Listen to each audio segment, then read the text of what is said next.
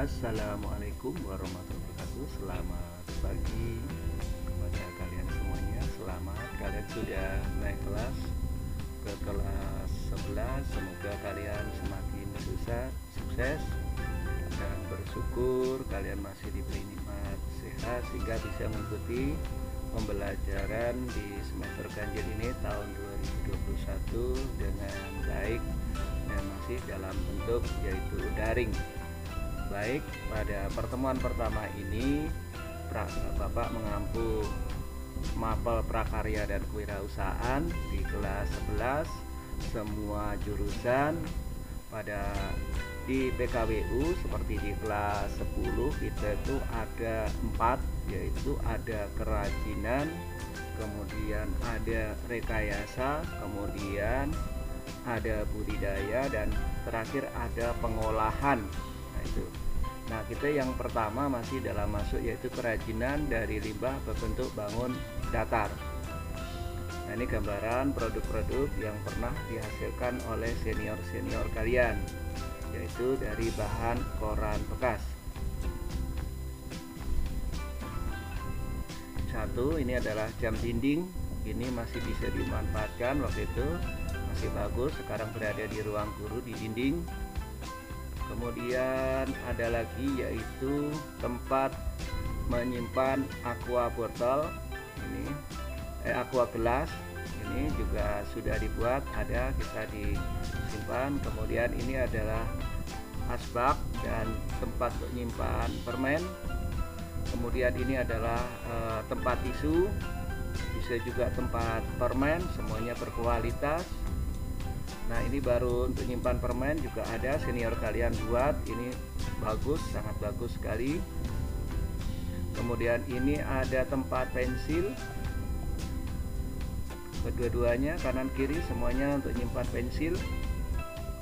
Kemudian ini untuk menyimpan buku atau majalah, juga semuanya terbuat dari koran bekas. Ini bisa juga tempat pensil. Kemudian kalau yang sebelah kiri, kalau besar itu bisa menyimpan baju-baju kotor kalau dengan ukuran yang sangat besar. Kemudian tempat tisu dengan sesuai ukuran tisu, harus disesuaikan besar kecilnya kotaknya. Jadi tidak boleh buat tempat tisu sangat kecil. Ini masih tempat tisu. Nah, ini tempat tisu lagi. Ini semua sudah ada pernah dibuat oleh senior kalian. Nah, ini adalah lampu tidur, bukan lampu di satu tidur. Ini juga sudah ada yang buat senior kalian, lengkap dengan lampunya, sehingga pada saat dikumpulkan udah bisa diuji coba. Kemudian ini miniatur kapal, ini juga sudah pernah dibuat miniatur kapal ini. Kemudian ini baru, ini belum pernah dibuat miniatur burung. Ini tas sudah ada yang buat ini ya. Kemudian ini tempat bekal sama miniatur motor. Ini yang motor sudah ada yang buat, yang buat bekal ini mirip aja sudah ada, jadi harus lengkap dengan tutupnya dan hasilnya rapi sekali, tidak boleh tidak rapi dan kokoh. Nah, ini miniatur rumah dan sepeda sudah ada yang buat senior kalian. Ini miniatur mobil, ini masih baru, belum ada yang buat. Nah, ini ada contoh bak, biasanya bisa juga kalau kecil untuk nyimpan pensil, kalau besar bisa untuk nyimpan buku, dan kemudian juga kalau besar sekali bisa untuk nyimpan baju kotor. Kerajinan dari bahan limbah berbentuk bangun datar. Yang pertama adalah perencanaan usaha kerajinan. Kemudian yang kedua, karya kerajinan dari bahan limbah berbentuk bangun datar, nanti berkaitan dengan koran bekas. Kemudian wirausaha di bidang kerajinan berbentuk bangun datar dari bahan limbah yaitu koran bekas. Kemudian membuat kerajinan hiasan pot bunga dari koran bekas. Kemudian analisis keuangan dari usaha kerajinan berbentuk bangun datar dari bahan koran bekas, seperti itu. Yang pertama adalah perencanaan usaha kerajinan. Di sini ada beberapa, ada 5, yaitu yang pertama ide dan peluang usaha. Jadi sebelum memulai usaha, kalian harus memiliki ide dulu, terutama ide kepinginnya usaha apa di situ. Nah, ide ini biasanya berhubungan dengan minat dan bakat. Nah, minat dan bakat ini adalah kaitannya dengan hobi. Nah, kenapa? Supaya kalau kita melakukan sesuatu usaha karena berhubungan dengan hobi, maka mengerjakannya dengan menikmati. Contohnya kalau di bidang usaha kerajinan kayu, jadi kalau yang pandai mengukir cocoknya membuat usaha kerajinan kayu karena memang peluangnya untuk maju lebih besar.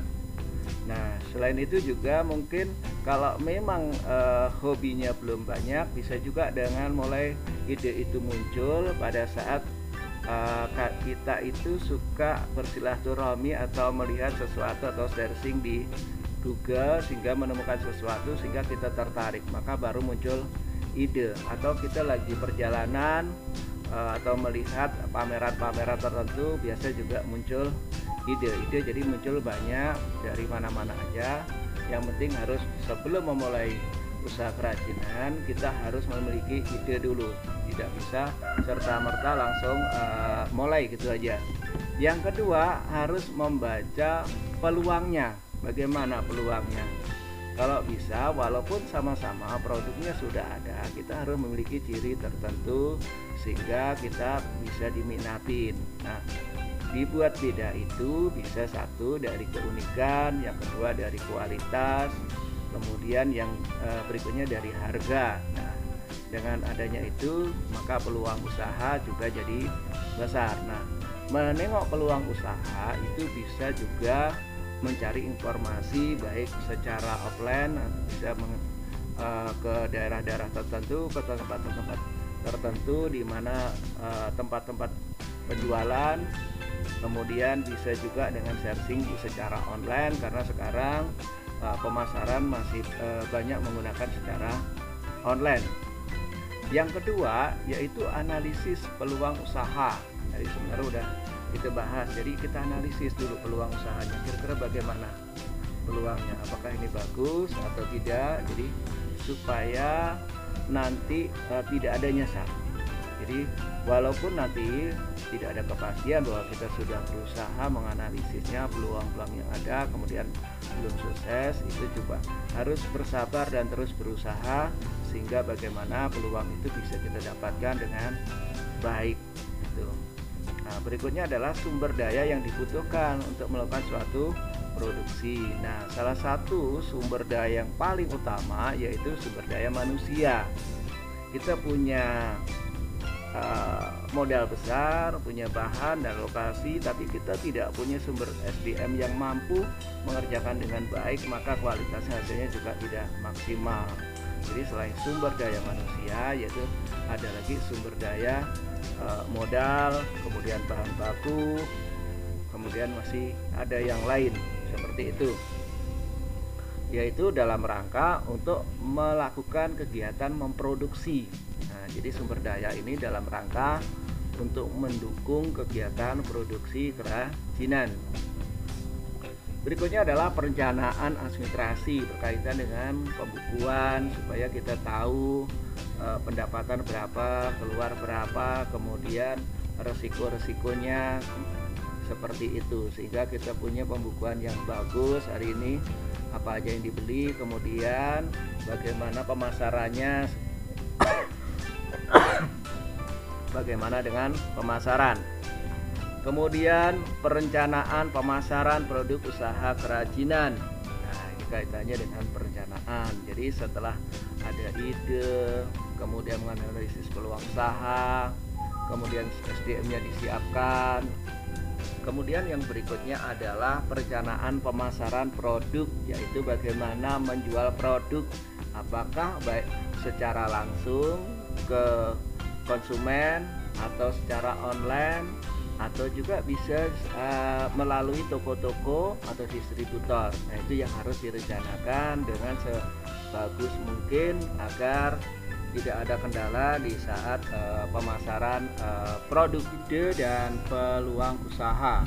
Nah, di dalam ide dan peluang usaha itu masih terbagi 3 lagi, yaitu berkaitan dengan teori ketidaksempurnaan, kemudian teori berpikir kreatif, dan teori inovasi. Nah, teori ketidaksempurnaan ini adalah bagaimana kalau kita mendapatkan suatu ide, kita kadang mesti harus mencoba dulu, melihat punya orang sempurna. Setelah kita melakukan suatu mencari ide, kemudian mendapatkan ide, kemudian mencari pembanding terhadap yang lain, apakah produk ini sudah dibuat dengan kualitas sama, tingkat keunikannya segala macam. Nah, itu perlu dicoba dulu, dikerjakan, kemudian baru dievaluasi lagi, dipertimbangkan lagi. Nah, kemungkinan masih ada ketidaksempurnaan, tidak apa, itu harus tetap diupayakan. Nah, seperti itu.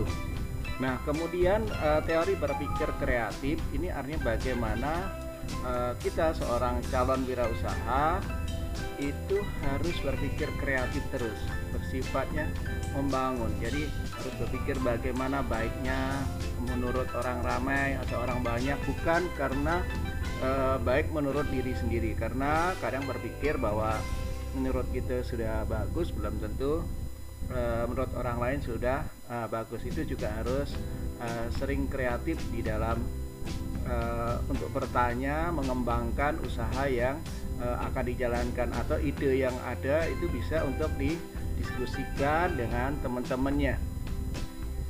Kemudian berikutnya adalah teori inovasi. Inovasi itu membangun sesuatu yang menjadi lebih baik dibandingkan sebelumnya.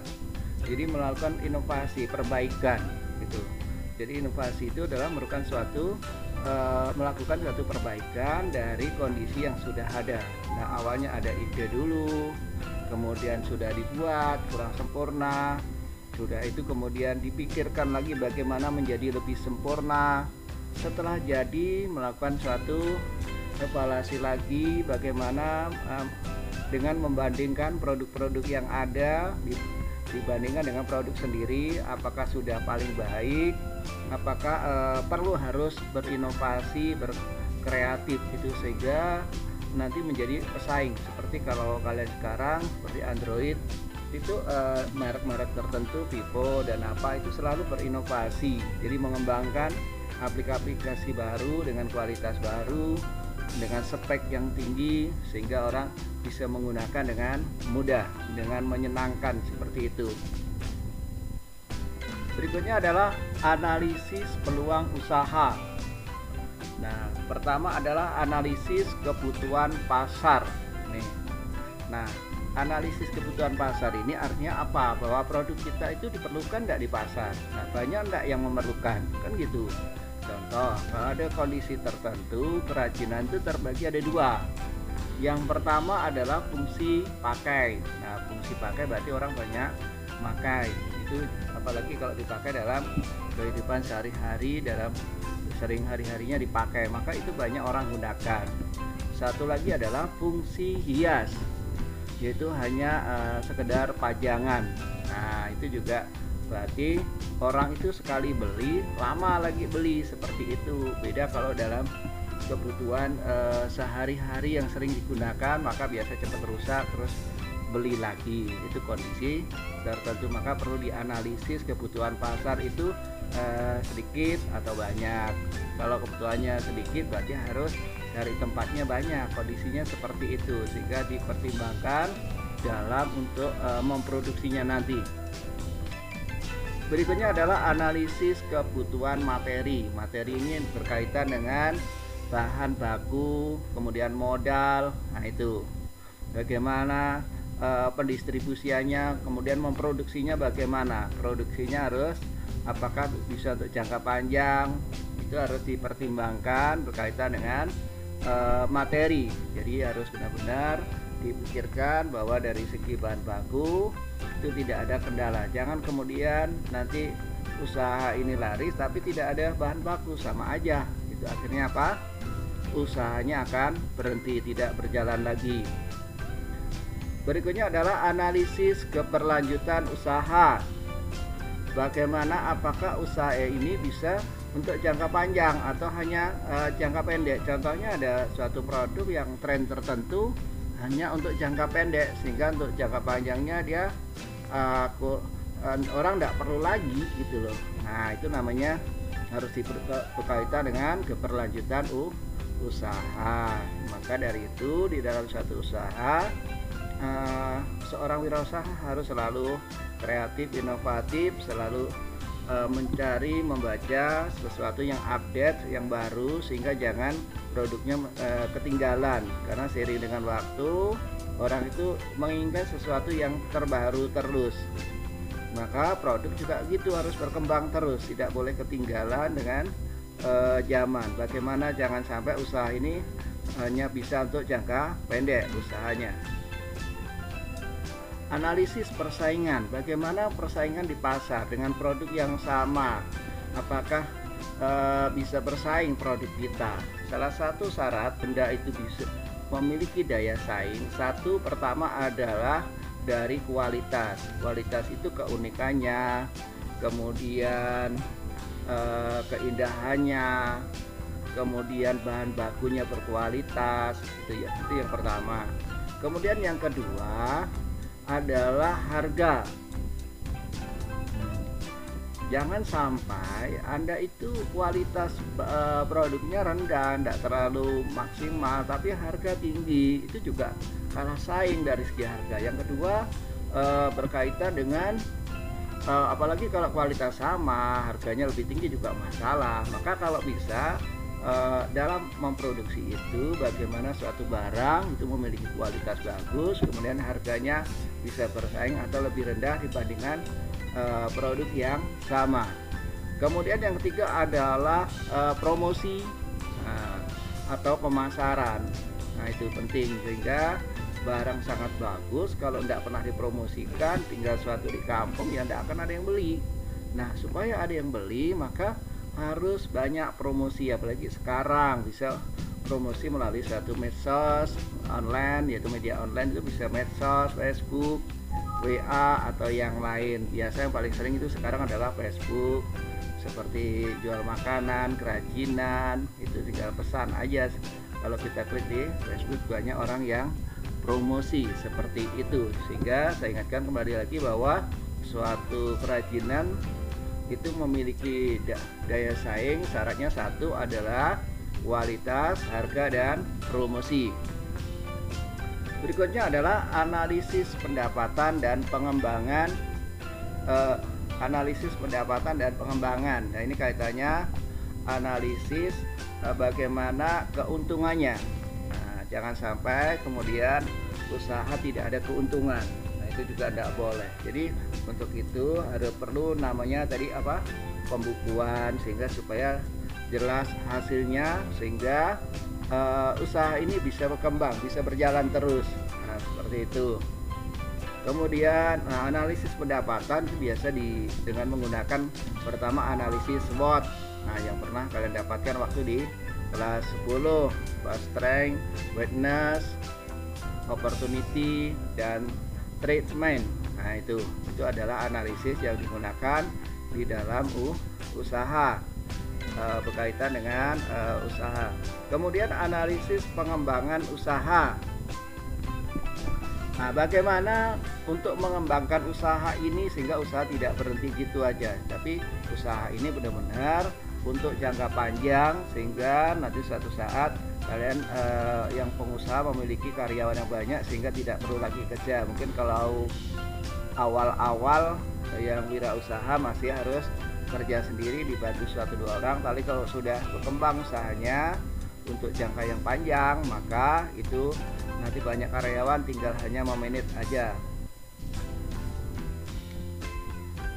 Sekian, terima kasih. Nah, yang tugas kalian harus kerjakan, yang pertama adalah Anda harus memilih yang Anda paling suka, yaitu gambar kerajinan berbahan koran bekas yang di awal, yaitu di antara 1-20 itu harus kalian pilih, kemudian kalian catat bagaimana cara membuatnya. Yang kedua, sebutkan syaratnya suatu kerajinan memiliki daya saing. Nah, silakan nanti tugas ini dikerjakan pada Google Classroom. Sekian, terima kasih, semoga bisa dipahami, dan jangan lupa tolong di subscribe dan like. Wassalamualaikum warahmatullahi wabarakatuh.